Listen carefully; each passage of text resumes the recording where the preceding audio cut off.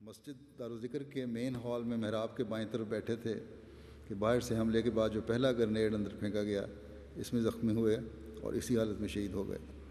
شہید مرحوم کی اہلیہ نے شہادت سے چند روز قبل خواب میں دیکھا کہ آسمان پر ایک اچھا سا گھر ہے جو فضا میں تیر رہا ہے اور آپ اس میں اڑتے پھر رہے ہیں۔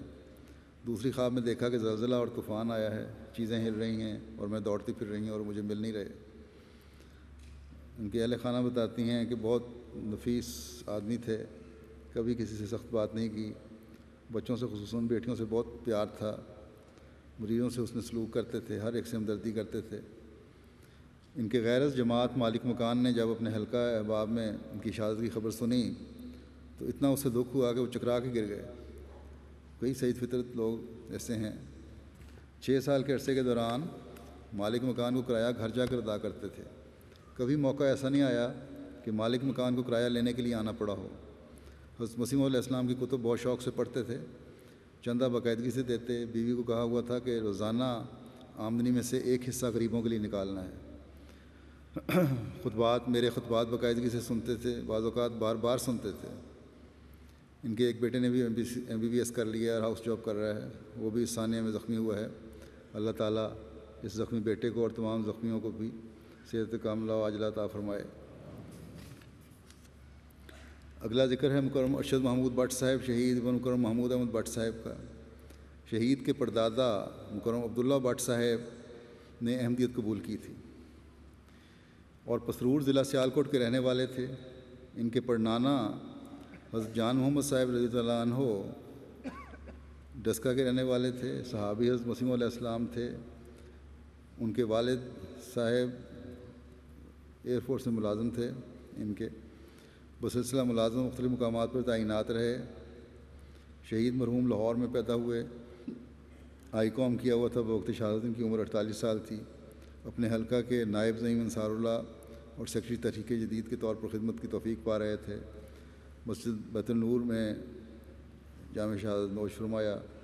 جمعہ کے روز جلدی تیار ہو گئے۔ عموماً ان کے بھائی ساتھ لے کر جاتے تھے کیونکہ ان کا ایک پاؤں پولیو کی وجہ سے کمزور تھا۔ اگر بھائی لیٹ ہوتے تو خود ہی وین پر چلے جاتے تھے۔ ثانیہ کے وقت پہلی صف میں بیٹھے ہوئے تھے۔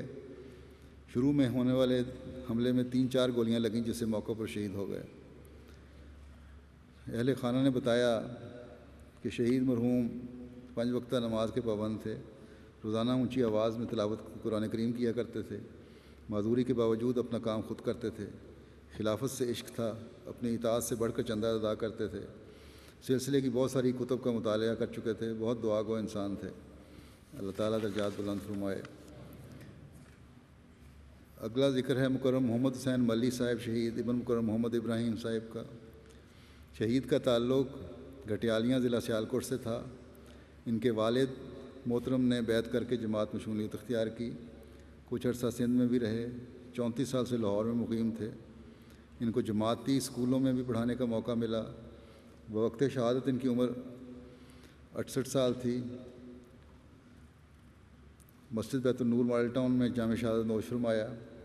ہانڈو گجر لاہور میں ان کی تدفین ہوئی۔ ثانیہ کے روز 1 بجے قریب سائیکل پر گھر سے نکلے اور مسجد بیت النور کے مین ہال میں پہلی صف میں بیٹھے تھے کہ دہشت گردوں کی فائرنگ سے بازو اور پیٹ میں گولیاں لگیں اور شدید زخمی ہو گئے۔ زخمی حالت میں میو ہسپتال لے جایا گیا جہاں آپریشن تھیٹر میں شہید ہو گئے۔ اہل خانہ نے بتایا کہ 5 وقتہ نماز کے پابند تھے، تہجد باقاعدگی سے ادا کرتے تھے، ہر نیکی کے کام میں بڑھ چڑھ کر حصہ لیتے تھے۔ پیشے کے لحاظ سے الیکٹریشین تھے، غریبوں اور ضرورت مندوں کا کام بغیر معاوضہ کر دیتے تھے۔ اپنے حلقے کی مسجد کو اپنی نگرانی میں تعمیر کروایا۔ اللہ تعالیٰ ان کے درجات بلند فرمائے۔ اگلا ذکر ہے مکرم مرزا محمد امین صاحب شہید ابن مکرم حاجی عبد الکریم صاحب کا۔ شہید مرحوم کے والد جموں کشمیر کے رہنے والے تھے۔ انہوں نے 1952 میں بیعت کر کے احمدیت میں شمولیت اختیار کی۔ والد صاحب کی بیعت کرنے کے کچھ عرصے بعد شہید مرحوم نے بھی بیعت کر لی۔ بوقت شہادت ان کی عمر 70 سال تھی اور مسجد دارالذکر میں جامع شہادت نوش فرمایا۔ عموماً مسجد دارالذکر میں نماز جمعہ ادا کرتے تھے۔ پہلی صف میں بیٹھے ہوئے تھے کہ گرنیڈ اور گولیوں کے حملے میں شدید زخمی ہو گئے۔ 3 دن ہسپتال میں زیر علاج رہے۔ 31 مئی کو ہسپتال میں ہی شہید ہو گئے۔ ثانیہ سے 2 دن قبل رات کو سوئے ہوئے تھے کہ اچانک اپنے دونوں ہاتھ بلند کر کے اللہ اکبر کہہ کر اٹھ بیٹھے۔ نہایت خوش اخلاق اور ملنسار تھے، ہڑبڑا کے اٹھے نعرہ لگاتے ہوئے۔ جماعتی کاموں میں بڑھ چڑھ کر حصہ لیتے تھے، مختلف جماعتی مقابلہ جات میں انعامات بھی حاصل کیے۔ اگلا ذکر ہے مکرم ملک زبیر احمد صاحب شہید ابن مکرم ملک عبدالرشید صاحب کا۔ شہید مرحوم ضلع فیصل آباد کے رہنے والے تھے۔ ان کے دادا مکرم ملک عبدالمجید خان صاحب نے حضرت مسیح موعود علیہ السلام کے دور میں کے وقت نے احمدیت قبول کی، تاہم حضور علیہ السلام کی زیارت نہ کر پائے۔ شہید مرحوم نے فیصل آباد میں محکمہ وافڈا میں ملازمت کی اور ریٹائرمنٹ کے بعد ثانیہ سے قریباً 1 ماہ قبل لاہور شفٹ ہوئے تھے۔ فیصل آباد میں مسجد بیت الفضل کی تعمیر میں ان کے والد صاحب کا نام بنیادی لوگوں میں شامل تھا۔